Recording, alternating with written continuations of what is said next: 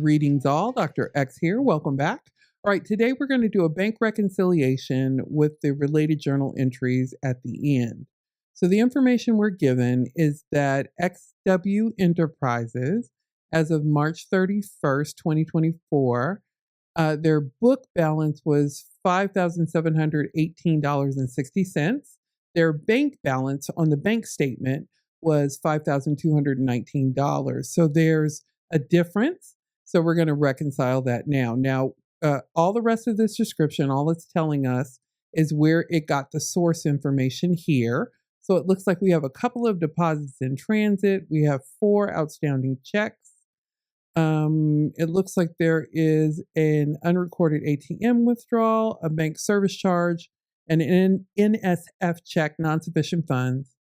And there was an error in a recording for check number 1624 in the checkbook. It was recorded as $75 when it was actually $60. So that's a $15 difference.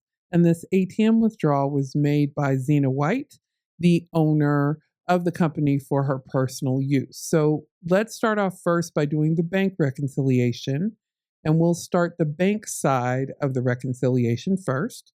So we were told the amount that is showing on the bank statement is $52.19. We enter that there. Next, what we're going to enter is the deposit in transit information, and that's here. So the first one is March 29th, and that's in the amount of $200. Now, because both of these entries are stacked on top of each other here, they're one row above the other or one beneath the other, then we can just use Excel to pull it down and it will bring the information over for us. Next, what there is to do is total up the deposits in transit for a total of $617. So to the bank statement amount, we go ahead and add those deposits in transit, and that gives us $5,836. Next, we're going to deduct any outstanding checks. Now, the first check we see is 1635, is number 1635,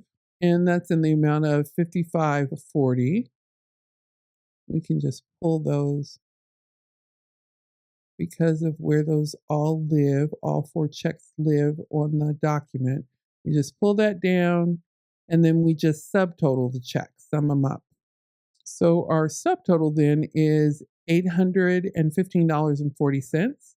So to get our adjusted bank balance, we take the above subtotal here and subtract the subtotal here, and that gives us $5,020.60. So that side of our transaction is reconciled by entering the information here on the bank reconciliation side. Now, what remains here will be entered in on the book balance side. Now, to enter that information, we start off up here with how much was on our book balance, which was $5,718.60. Now, to this, we are going to add the error that was on that check, and that's right here in the amount of $15. So we add the book balance plus the difference in that check, leaves us with $5,733.60. Next, what we're going to deduct is deduct everything that's left here, the ATM fee, the bank service charge, and the NSF check. Let me adjust this row just a little bit so we can see the full amount there, what that's for. So we have the $200, $35, $478. Again, we sum this up, which totals $713. So again, we take the subtotal above minus the deductions, and that brings us to $5,020.60. So this matches this. The bank balance now matches the book balance. So we're good there. The last part of this assignment then is to prepare the required journal entries. Now, the only journal entries you're going to make for this assignment are to explain what you did over in the book balance side. So we start off with the $15, And you'll recall here that they said they originally debited accounts payable. So to fix this transaction, we have cash coming back in. That's a debit on cash of $15. And we credit accounts payable since we debited it on accident. And our explanation is simply there was an error on check number 1624. Next, we'll take care of the ATM fee. Now remember, Zena White, the owner, took that out. That was a drawing of $200. She took out cash, which is a debit on $200. And our explanation is that was an unrecorded ATM withdrawal.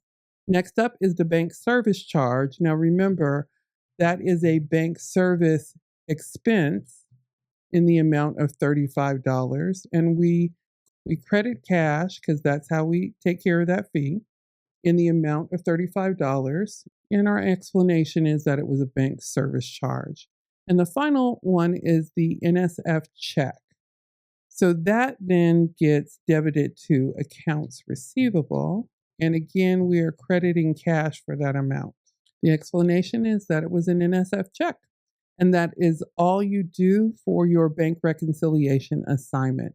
If you have questions about anything that I covered in this assignment, go ahead and leave those in the comments below. I'll respond as quickly as possible.